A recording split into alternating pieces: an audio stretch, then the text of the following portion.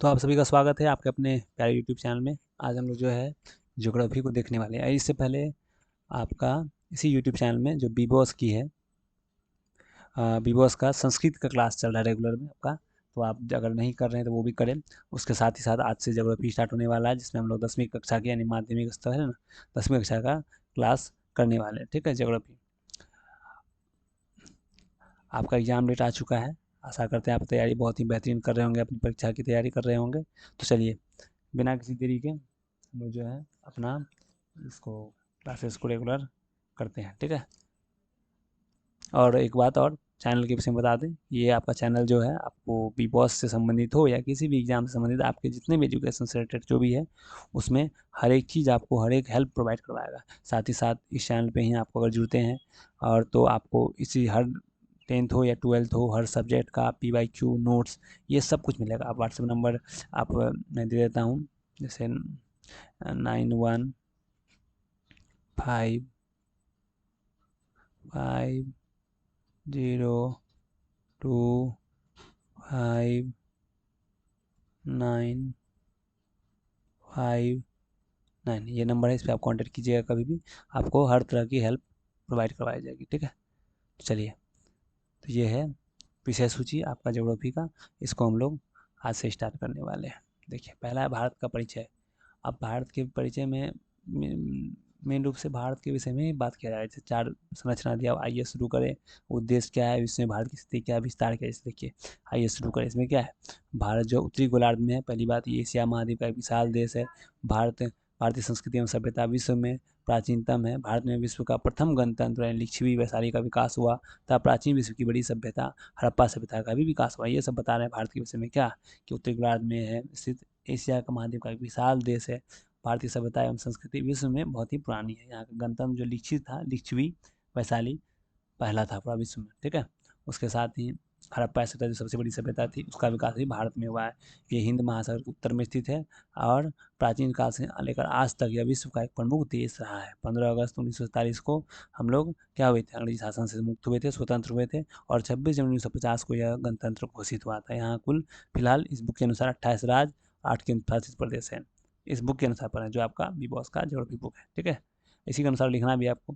अब उद्देश्य क्या है, भारत में विश्व की स्थिति क्या है, भारत में भौगोलिक विस्तार, भारत के पड़ोसी देश, ये सब जानकारी देखते हैं हम लोग आगे। विश्व में भारत की स्थिति क्या है, भारत विषुवत रेखा भूमध्य रेखा के उत्तर में स्थित देश है, जिसके मुख्य भूभाग को भौगोलिक विस्तार इस प्रकार है, जिसका मुख्य भाग का भौगोलिक विस्तार इस प्रकार दिया हुआ है। ये सब देख सकते हैं आप, और लिखना है तो नोट डाउन कर लीजिएगा। ठीक है, और भारत प्रधान मध्यान्ह 0 डिग्री देशांतर के पूर्व में स्थित, तथा भारत को पूर्वी देश भी कहते हैं। यानी ये जो पूर्वी पश्चिमी देश सुनते हैं, जैसे पश्चिमी देश किसको बोलते हैं, वेस्टर्न कंट्री, जैसे यूरोपियन कंट्री है। जबकि भारत क्या है, जब 0 देशांतर नापते हैं उसके पूर्व में स्थित, इसलिए इसको भारत को पूर्वी देश कहा जाता है। ठीक है, भारत के सबसे उत्तर में क्या स्थित है, जम्मू कश्मीर, और दक्षिण में तमिलनाडु। और देखिए, सब कुछ दिया हुआ आपको एक तरह से जो है चौहद्दी जिसको बोलते हैं हम लोग हिंदी में, कि उत्तर बिंदु कौन सा है, दक्षिणी बिंदु क्या है, पूर्वी बिंदु क्या है, पश्चिमी बिंदु क्या है। जैसे उत्तरी बिंदु की बात करते क्या है, इंदिरा कॉल लद्दाख में है, दक्षिणी बिंदु इंदिरा पॉइंट, पूर्वी बिंदु बलांग है अरुणाचल प्रदेश में, और पश्चिमी बिंदु सर क्रीक गुजरात में स्थित। भारत के मुख्य भूभाग का दक्षिणतम बिंदु कन्याकुमारी है। ठीक है, 2004 में हिंद महासागर में उत्पन्न होने वाले सुनामी के कारण इंदिरा पॉइंट समुद्र में डूब गया, लेकिन पुनः समुद्र से बाहर आ गया। इंदिरा पॉइंट जो था डूब गया था समुद्र में, सुनामी में बहुत ज़्यादा पानी बढ़ने के बाद वो डूब गया था, फिर वापस आ गया। ये देख सकते हैं भारत का मानचित्र है। ये आपका दक्षिण, ये हो गया आपका ईस्टर्न हिस्सा, सबसे जो पूर्वोत्तर हिस्सा है, ये पश्चिमी हिस्सा भारत का, और ये उत्तरी स्थिति, और यहाँ पे आपका दक्षिण में सबसे नीचे जो है। ठीक, एक अक्षांशीय विस्तार के विषय में भारत के विषय में बताया गया है। इसका अक्षांशीय देशांतरीय विस्तार क्या है, कर्क रेखा यानी 23.5 डिग्री उत्तरी अक्षांश भारत के बीच से गुजरती है। ये जो देख रहे हैं आप ना, ये बीच वाला, ये है ना, ये लाइन, ये जो है क्या है, कर्क रेखा है। जो ये सॉरी, ये नहीं, ये वाला, ये जो देख रहे हैं ये वाला, ये है कर्क रेखा। ठीक है, जो गुजर रही है बीच से ऐसे करके ऐसे करके, ये है बीचों बीच गुजरती है भारत से। वही बता रहा है 23.5 डिग्री है, भारत के पीछे गुजरती है। यह राजस्थान, गुजरात, मध्य प्रदेश, छत्तीसगढ़, झारखंड, पश्चिम बंगाल, त्रिपुरा तथा मिजोरम राज्य से गुजरती है। कर्क रेखा के दक्षिण में उष्ण जलवायु तथा उत्तर में उपोष्ण जलवायु पाई जाती है। बता रहा भारत के विषय में किसके राज्यों से गुजरती है कर्क रेखा, उसके साथ साथ कर्क रेखा के दक्षिण में क्या उष्ण जलवायु तथा उत्तर में उपोष्ण जलवायु पाई जाती है। भारत का मानक समय किससे है? 82.82 पूरी देशांतर से निर्धारित होता है। भारत का समय ग्रीनविच मानक जो इंग्लैंड में स्थित है समय से नहीं, इंग्लैंड नहीं सॉरी, ये ग्रीनविच जहाँ भी एक जगह है इंग्लैंड यूके में ही है, वहाँ के समय के से 5.5 घंटा आगे यानी प्लस 5.5 देखते हैं टाइम जोन जो होता है इंडिया का ना 5:30 रहता है। 5:30 कोलकाता जिसको बोलते हैं कोलकाता न्यू दिल्ली लिखा हुआ रहेगा, देखिएगा आप लोग ये 5.5 घंटा प्लस में, यानी मान लीजिए ग्रीनविच है जहाँ पे अगर 0 बज रहा है वहाँ पे, तो यहाँ पे हम लोग का 5:30 बजेगा, वहाँ 1 बजेगा तो यहाँ पे हम लोग का 6:30 बजेगा, 5.5 घंटा हम लोग आगे चल रहे हैं। ठीक है, दोपहर के 12 बजते हैं, अर्थात जब देखिए क्या है ग्रीनविच में दोपहर के 12 बजते हैं, जब वहाँ 5.5 घंटा सॉरी क्या बता रहा है कि जब ग्रीनविच में दोपहर के 12 बजते हैं उस समय भारत की संध्या 5:30 होता है। ठीक है, यानी 5.5 घंटा आगे हम लोग सीधा। भारत के मानव देशांतर इलाहाबाद के पास नैनी से गुजरती है। भारत में जो मेन पॉइंट है कहाँ से? इलाहाबाद के नैनी से। ठीक है, अगला भारत के पूर्वी भाग अरुणाचल प्रदेश एवं पश्चिमी भाग कच्छ गुजरात के बीच 30 डिग्री देशांतर का अंतर है, जिसके कारण पूर्वी भाग और पश्चिमी भाग के समय में 2 घंटे का अंतर हो जाता है। लेकिन ये मानक समय के कारण आप घड़ी में देखिएगा तो समय हमेशा एक ही रहता है।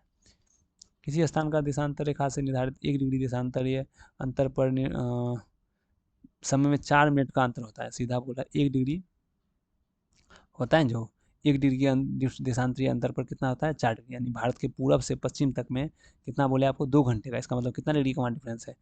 4 मिनट पे 2 घंटे 1 डिग्री आता है, 2 घंटे में कितना डिग्री हो गया? 2 घंटा मिनट हुआ 120 मिनट। ठीक है, 120 मिनट यानी आपका डिवाइड कर दिया 4 से, यानी पक्का पक्का आपका 30 डिग्री का हम लोग का अंतर आता है। ठीक है, यानी भारत के पश्चिमी हिस्से से पूर्वी हिस्से के बीच जो डिफरेंस आता है 30 डिग्री देशांतरीय अंतर, यहाँ लिखा भी हुआ था ऊपर में हम लोग देखे थे ना। ठीक है, तो वही बता रहा है कि इसलिए 2 घंटे का डिफरेंस आ जाता है। ठीक, आगे भारत हिंद महासागर के शीर्ष पर स्थित है, ये तो आपको पता ही है। सबसे नीचे जो है हिंद महासागर है, और मतलब भारत का नक्शा देख लीजिए, फिर से देखते हैं हम लोग। जैसे ये है ना, इस साइड है बंगाल की खाड़ी, ये रहा बंगाल की खाड़ी, साइड में ये है अरब सागर, और सबसे नीचे क्या है? हिंद महासागर। ये रहा हिंद महासागर, ये नीचे देख रहे हैं, ये पूरा हिंद महासागर नीचे है समुद्र जो है। तो भारत क्या है? हिंद महासागर के ऊपर स्थित है। ठीक, ये लिखा हुआ लाइन। और एशिया महाद्वीप का एक प्रमुख देश है, इसका क्षेत्रफल इतना किलोमीटर है। यह क्षेत्रफल की दृष्टि से एशिया का दूसरा तथा विश्व का 7वां सबसे बड़ा देश है।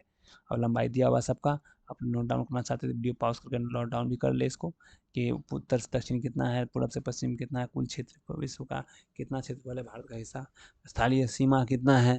ठीक है, ये सब द्वीप समूहों के तटीय सीमा रेखा सहित लंबाई कितनी है, ये सब पूरा जानकारी दिया हुआ है। पूरा ये देखिए एक तरह से पॉलिटिकल मैप दिया हुआ है भारत का।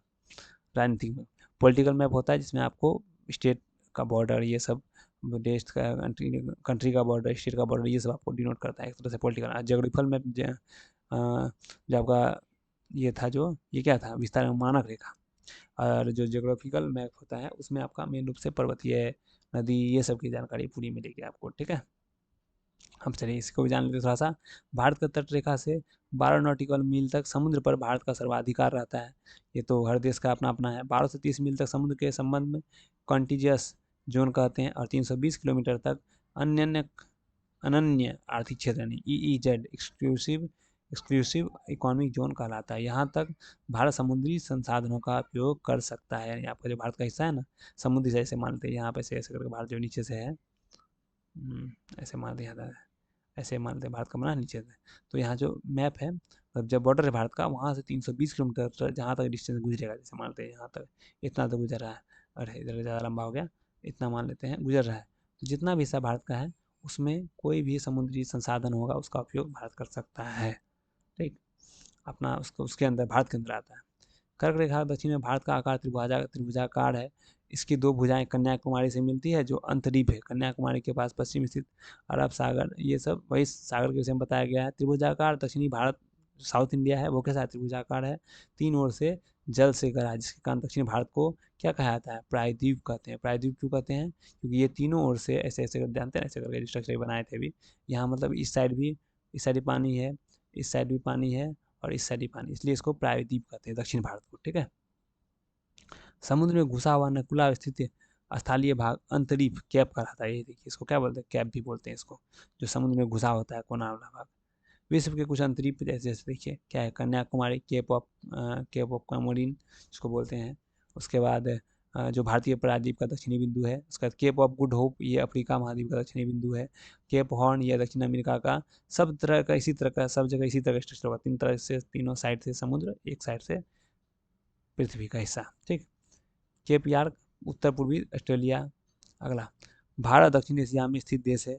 भारत की स्थलीय सीमा 7 देशों को छूती है। इसमें सबसे लंबी सीमा बांग्लादेश के साथ लगती है। भारत की सीमा पर स्थित देश इस प्रकार है, क्या बोला, भारत के जितने दक्षिण एशिया में स्थित देश हैं, भारत की स्थलीय सीमा 7 देशों के साथ छूती है। कौन कौन, ये जिक्र किया हुआ है इसके विषय में। जैसे उत्तर में कौन कौन, नेपाल, चीन तथा भूटान। जैसे मैप में देखिए यहाँ पे, ये देखिए भारत है ना, ये देखिए नेपाल, चीन, चीन का इधर से छूता है, ठीक है। उसके बाद आपका भूटान, ये 3 देश है उत्तर में, हो गया उत्तर में।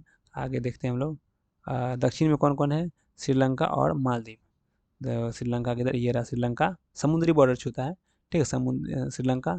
और इधर आता है, इस साइड में आपका आएगा मालदीव, ठीक है। कंप्लीट मैप देखिएगा वर्ल्ड वाला, उसमें दिखिएगा आपको मालदीव। उसके बाद पूरब में म्यांमार, बांग्लादेश और इंडोनेशिया। चलिए पूरब में देख लेते हैं, पूरब यानी हो गया ईस्ट। देखिए ये रहा म्यांमार, ये रहा आपका बांग्लादेश, ठीक है। और इंडोनेशिया किधर से छू रहा है, इंडिया तो मैप में नहीं दिख रहा है, ठीक है, लेकिन वो पूर्वी हिस्सा से ही छूता है।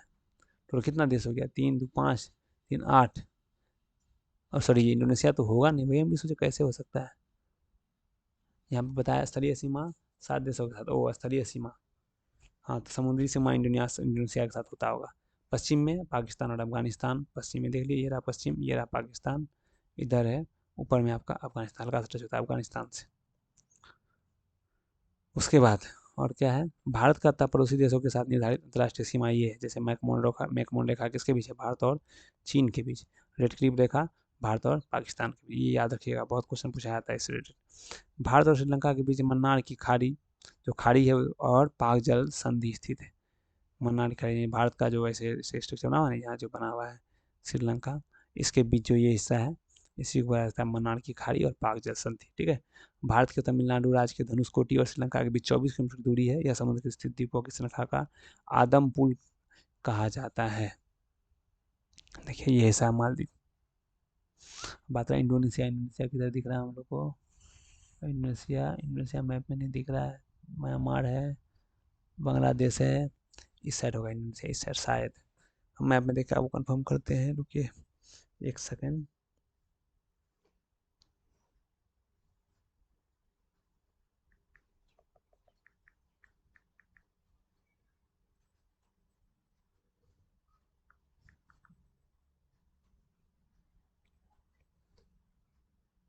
हाँ एकदम सही, इसी साइड में,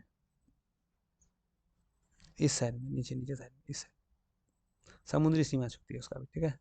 आगे देखिए, भारत का तट रेखा अलग अलग क्षेत्रों में अलग अलग नामों से जाना जाता है, जैसे कोंकण तट पश्चिमी तट का उत्तरी हिस्सा, मालाबार तट पश्चिमी तट का भाग का दक्षिणी हिस्सा, ये सब दिया हुआ है, ठीक है। सर्वाधिक लंबी तट रेखा भारत के क्रमशः गुजरात और आंध्र प्रदेश राज्यों की है, समुद्री तट रेखा सबसे ज़्यादा गुजरात और आंध्र प्रदेश। उसके बाद अफगानिस्तान की सीमा पाक अधिकृत कश्मीर पीओके से लगती है। पाक अधिकृत कश्मीर का अर्थ है जम्मू कश्मीर में लद्दाख का वह हिस्सा जिस पर पाकिस्तान का अवैध नियंत्रण है। जैसे यहाँ देखिए है ना, ये वाला हिस्सा, ये हिस्सा, इससे आपका पाकिस्तान अफगानिस्तान का बॉर्डर छूता है यहाँ पे, लेकिन ये कौन कब्जा करके रखा है, पाकिस्तान, इसलिए इसको बोलते हैं पीओके, पाक ऑक्यूपाइड कश्मीर, इंग्लिश में। अब कुछ क्वेश्चन है, हमने क्या सीखा वो सब देख लेते हैं। जैसे इंदिरा कॉल, सही मिलान कर, इंदिरा कॉल क्या है, कर्क रेखा, भारत सही मिलान, भारत का मानव देशांतर, मानव देशांतर कितना होगा, 23 डिग्री, 83.5 डिग्री, कर्क रेखा हो गया ये। और ग्रीनविच कहाँ पे है, ग्रेट ब्रिटेन, यूके में बताया आपको, इंदिरा कॉल लद्दाख में, ठीक है। ये था मिलान। भारत के रेखा मानचित्र में विभिन्न स्थानों को दर्शाएं, तो रेखा मानचित्र लीजिए, इसको दर्शाइए, बहुत आसान है। भारत की कुल क्षेत्रफल, आप पे सब कुछ आगे हम लोग पर देख चुके हैं, आप लोग स्क्रीनशॉट लेके उसको नोट डाउन करके इसको फिलअप कर लीजिएगा। बाकी इस पीडीएफ में आंसर भी है, कन्याकुमारी डैश राज्य में स्थित है, तमिलनाडु। डैश राज्य की समुद्र तटीय सबसे लंबाई है, तो कौन सा? गुजरात। ठीक है, यहाँ गुजरात हो जाएगा, यहाँ पे तमिलनाडु राज्य। भारत के स्तरीय सीमा की लंबाई डैश किलोमीटर है, तो ये सब क्या डाटा आप वहाँ से देख सकते हैं।